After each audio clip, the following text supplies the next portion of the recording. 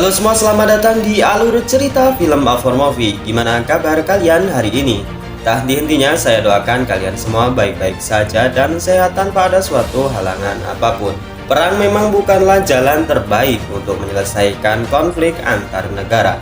Perang juga menimbulkan banyak korban dan kerugian fisik maupun mental bagi seluruh pasukan dan warga sipil. Akan tetapi jika perang adalah jalan terakhir untuk membela martabat dan harga diri negara, maka setiap warga negara wajib mengorbankan jiwa dan raganya. Seperti di film yang berjudul Taktirandas Irani yang dirilis pada tahun 2021 ini. Berlatar belakang perang saudara antara Irak dan Iran, cerita akan terfokus pada seorang legenda sniper Iran yang bernama Muhammad Abdul Zarin. Selain memiliki skill menembak sebagai seorang sniper, Zarin memiliki jiwa dan budi pekerti yang luhur. Hal itu terlihat ketika Zarin tidak mau menembak musuhnya ketika telah menyatakan menyerah. Selain itu masih banyak lagi keistimewaan Zarin di dalam kepribadiannya. Ya udah, tak usah berlama-lama lagi, mari kita masuk ke filmnya. Semongko.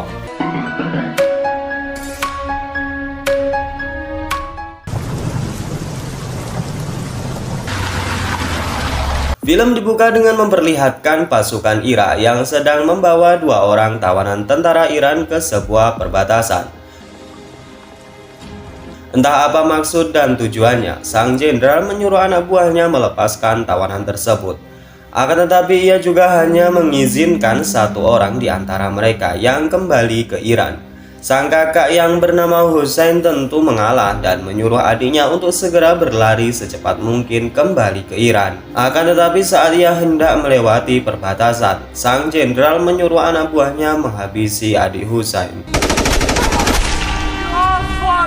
Kematian sang adik yang di depan matanya sendiri tentu membuat Hussein sedih dan meratapi jasad sang adik. Di sana Hussein juga hendak ditembak tentara Irak, akan tetapi secara mengejutkan.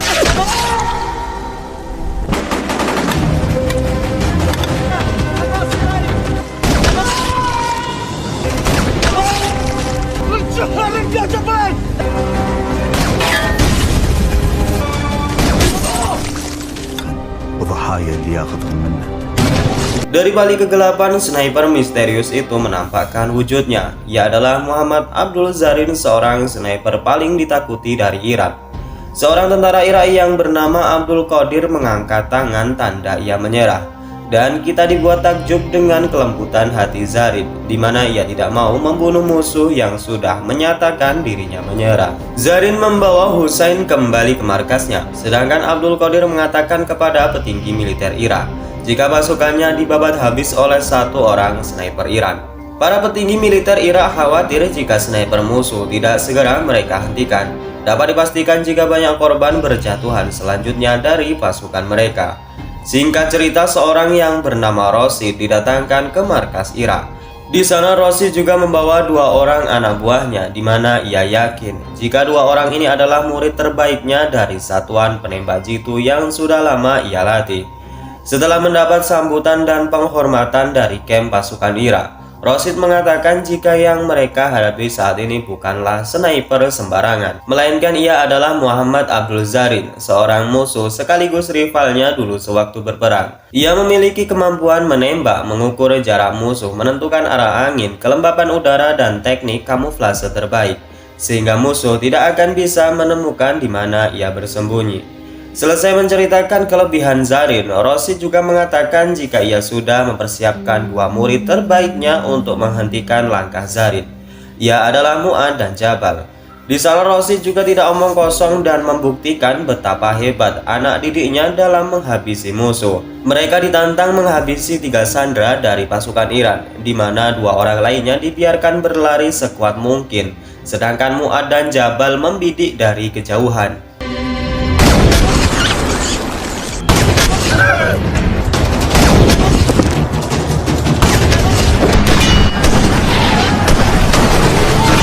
Scene kemudian berpindah ke markas pasukan Iran. Di sana kita diperlihatkan seorang yang terlihat senior dan sangat berpengaruh untuk pasukan Iran. Ia bernama Ismail. Lalu tak lama setelahnya datang komandan pasukan Iran. Ia adalah Amir Reza. Di sana Amir Reza mengatakan kepada bawahannya jika ia khawatir dengan serangan dadakan yang dilakukan pasukan Irak. Mengingat jika Irak memiliki senjata yang terbilang lebih canggih dan mempunyai banyak pasukan tempur. Di lain sisi ternyata Zarin sedang di posisi musuh. Di sana ia nampak sedang mengamati pergerakan dan aktivitas tentara Irak. Melalui telepon satelit, Zarin diperintahkan untuk kembali ke markas oleh Amir Reza. Sebelum ia pergi dari sana, terlihat jika Zarin amat sangat penyayang kepada sesama makhluk. Terlihat ia meremah roti kering untuk beberapa koloni semut tak jauh dari ia bersembunyi. Sementara di markas besar pasukan Irak, terlihat Rosid dan Qadir sedang berdiskusi dan menganalisis kemungkinan besar di mana kira-kira Zarin bersembunyi. Sebagai seorang sniper yang memiliki pengalaman setara dengan Zarin, Rosid sangat paham di mana titik lokasi sniper bersembunyi tanpa diketahui musuhnya. Untuk lebih memantapkan analisisnya, Rosid langsung terjun ke perbatasan untuk survei secara langsung. Sin kemudian berpindah ke markas Zarin di mana di depan tentara Iran ia memberi wajangan bagaimana cara menjadi seorang sniper. Selain mereka harus mengetahui lokasi strategis untuk bersembunyi tanpa diketahui musuh, sang sniper juga harus tahan dalam setiap kondisi cuaca yang akan ia hadapi. Tak lama setelahnya terlihat Husain yang datang dan mengatakan dengan semangat kepada Zarin jika ia ingin diajari bagaimana cara menjadi sniper hebat seperti dirinya. سلام علیکم. علیکم سلام. شما اینجا چیکار می‌کنید؟ اومدم مثل اینا آموزشم بدیم. Rosid dan dua muridnya telah sampai di lokasi perbatasan. Di sana ia langsung bisa membayangkan bagaimana Zarin menghabisi pasukan Irak di malam itu.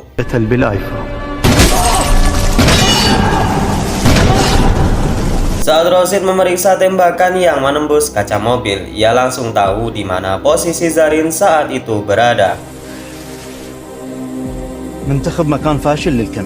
Kembali ke markas tentara Iran. Saat malam tiba, mereka semua hendak istirahat dan Ismail memberikan makanan kepada Husain. Zarin melarang Husain memakannya. Ia mengatakan jika seorang sniper harus terbiasa dengan keadaan lapar dan haus. Seorang sniper juga harus terbiasa puasa untuk melatih konsentrasi dan ketenangan jiwa, sehingga tidak akan meleset dalam didikannya. Zarin juga melarang Husain untuk tidur di atas ranjang, karena sniper harus terbiasa menyatu dengan tanah, tempat di mana ia berbaring ketika mengintai musuhnya.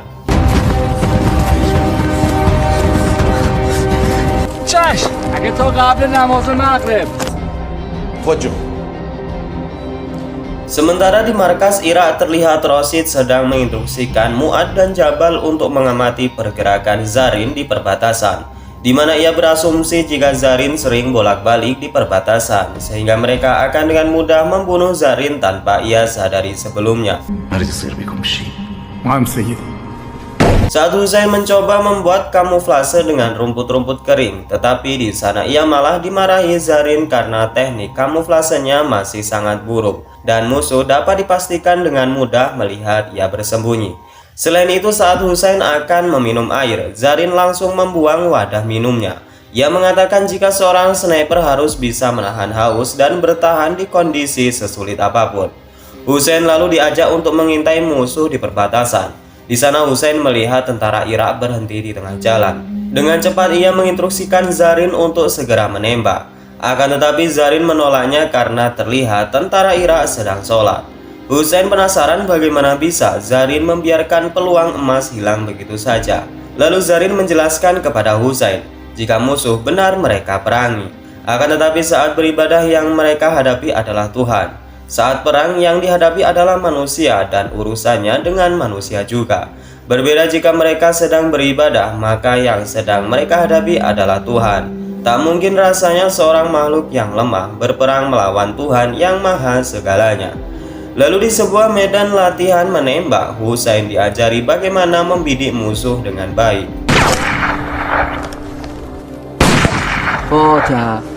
Di sana Husain yang masih kesal dengan Zarin terlihat tidak bisa membidik sasaran dengan tepat. Lantas Zarin pun pergi untuk meninggalkannya sendiri. Dengan pedenya Husain menantang Zarin dan membuktikan kemampuannya. Merasa ditantang muridnya, Zarin lalu menembak seluruh target secara tepat sasaran.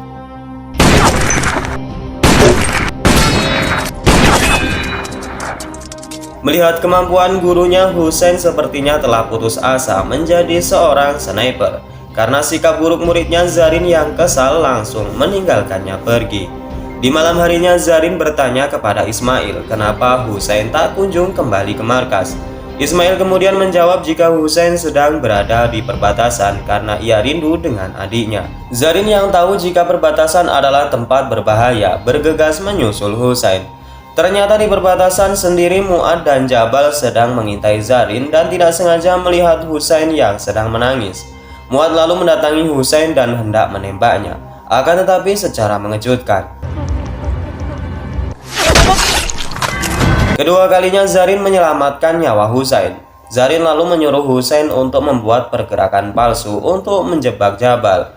Benar saja, Jabal yang melihat pergerakan palsu termakan jebakan mereka, sehingga dengan mudah Zarin menghabisi Jabal.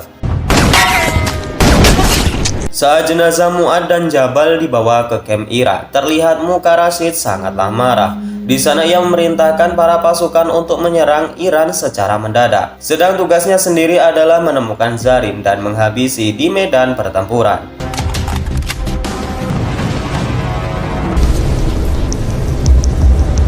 Di siang itu di kamp Iran terlihat Husain mengantar makanan kepada gurunya. Di sana terlihat jika Zarin sedang memandangi foto keluarganya. Zarin mengatakan jika ia terpaksa meninggalkan keluarganya sendiri demi membela negaranya. Tak jauh dari kamp Iran terlihat pasukan Irak sudah bersiap dengan senjata dan tank baja untuk membombardir markas Iran. Sedang Rashid sendiri dengan snipernya mencari tempat strategis untuk membidik para musuh. Siang ini merupakan hari paling menyedihkan bagi tentara Iran karena orang yang paling berpengaruh di pasukan ini tertembak oleh sniper Irak, yang itu adalah ulah dari Rashid.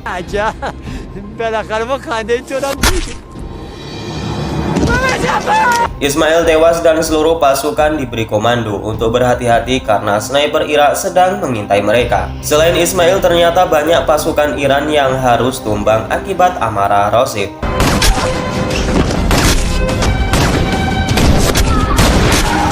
Hal itu membuat Zarin langsung bergegas menenteng senjatanya untuk menghentikan Rashid. Perbuatan Zarin rupanya dicegah oleh Amir Reza yang mengatakan jika sniper itu sengaja memancing Zarin untuk keluar dan Amir Reza tidak ingin jika Zarin tewas sia-sia. Mendengar hal itu, Zarin mengatakan dengan tegas jika ia sudah bertawakal atas keselamatannya kepada Tuhan. Ia juga menambahkan jika selama ini ia berperang tidak sama sekali takut dengan kematian.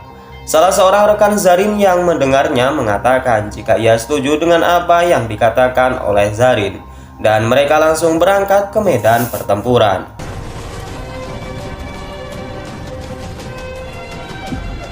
Zarin tidak bisa melihat di mana Rashid berada karena banyak sekali kepulan asap serta jarak pandangnya terhalang oleh tank baja milik tentara Irak. Beda cerita dengan Rashid karena ia dengan mudah melihat pergerakan Zarin melalui teropongnya dan ia pun langsung berpindah tempat. Dalam teropongnya, Zarin melihat sebuah kode tangan dari Rashid yang menantangnya untuk berduel, sehingga Zarin pun langsung bergerak menuju ke posisi yang strategis.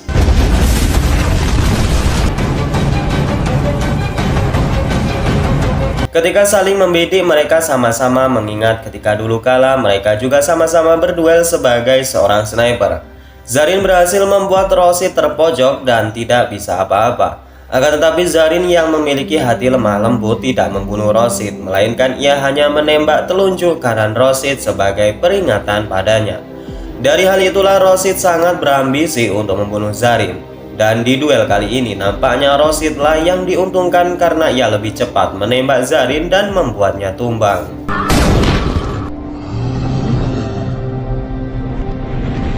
Rashid lalu memberikan komando untuk segera menyerang markas Iran karena sniper andalan mereka yaitu Zarin sudah berhasil ia tumbangkan.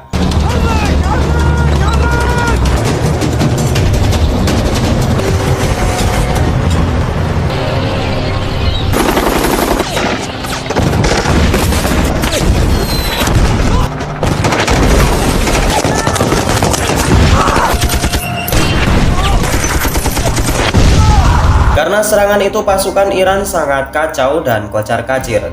Karena jelas saja dari segi kecanggihan senjata yang mereka gunakan jelas saja beda level. Di tengah kekacauan itu ternyata Zarin masih bangkit karena tembakan Rosid hanya mengenai telinga kanannya. Zarin kembali bangkit dan membidik satu demi satu pasukan Irak dengan snipernya.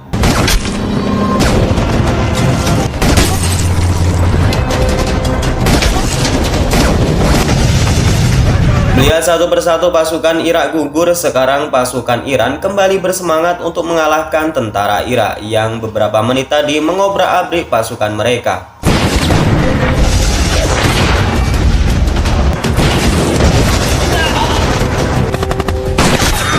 Merasa jika serangan ini malah akan membuahkan kekalahan, Jenderal Qadir langsung menarik mundur seluruh pasukan kembali ke markas. Saat pasukan Irak kocar-kacir, Zarin melihat Rosid dan langsung memberinya peringatan kedua. Entah apa yang di dalam benak Zarin saat itu, mengapa ia tidak mau langsung membunuh Rosid. Yang jelas saat ia kembali menemui rekan-rekannya, mereka semua tidak percaya jika Zarin ternyata masih selamat. Sedangkan di markas Irak, Rosid dimarahi habis-habisan oleh atasannya. Ia dituduh telah membuat laporan palsu atas kematian Zarin dan membuat banyak pasukan Irak berguguran. Atas kesalahannya, Rosid disekor beberapa waktu dan tugasnya akan digantikan oleh sniper lain yang telah mereka siapkan.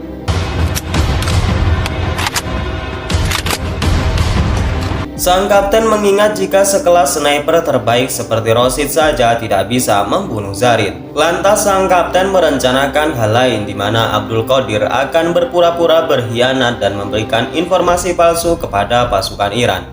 Abdul Qadir mengatakan kepada Amir Reza dan petinggi Iran jika pasukan Irak akan menyerang dengan jumlah yang lebih banyak dari sebelumnya. Ia mengatakan jika ada satu hal untuk menghentikan rencana itu, di mana Zarin harus diam-diam masuk ke kamp Irak dan menghabisi sang kapten.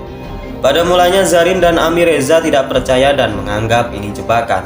Akan tetapi Zarin justru mengatakan jika mereka akan terjebak dengan jebakan mereka sendiri. Dengan skill yang dimilikinya, Zarin berhasil memasuki kamp Irak di malam hari.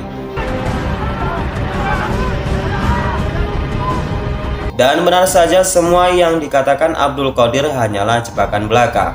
Ketika matahari telah terbit, terlihat banyak pasukan Irak yang sudah bersiap menunggu kedatangan Zarin. Akan tetapi lagi-lagi Zarin selangkah lebih ke depan, karena ternyata mereka termakan oleh jebakan yang mereka buat sendiri.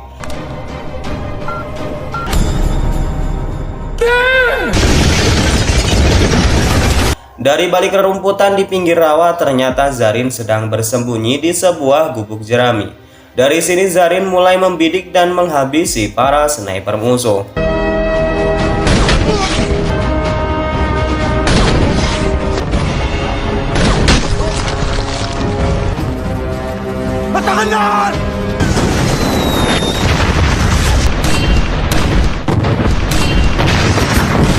Setelah beberapa rudal diluncurkan ke arah Zarin, salah satu sniper melihat pondok kecilnya dan sekarang nyawa Zarin dalam ancaman. Zarin tumbang dan tak berdaya. Di sana si sniper berusaha mendekat untuk memastikan jika Zarin benar-benar tewas. Namun belum saja kakinya selangkah lebih mendekat, kepala si sniper langsung jebol ditembak Zarin. Di lain sisi, Rosid yang sudah mengetahui posisi Zarin saat ini, ia merangkak dan mulai membidik Zarin. Namun rupanya Zarin sendiri belum tewas, sehingga kali ini Zarin tidak mengampuni Rosid ketiga kalinya.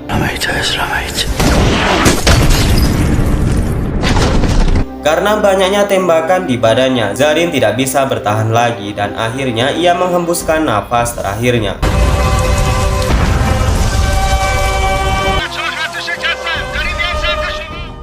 Di akhir film kita diperlihatkan Hussein yang sedang membidik seseorang dengan senjata sniper peninggalan gurunya. Ia menembak kapten pasukan Irak yang sebelumnya itu adalah tugas gurunya. Dan kemudian film ini pun selesai. Saya dan tim Afar Movie cabang Iran dan Irak mengatakan berdamai dengan negara. Dan seperti yang dikatakan oleh teman saya, jika lebih baik jangan berperang karena damai lebih mengasihkan. Saya Najah undur diri. Wassalamualaikum warahmatullahi wabarakatuh.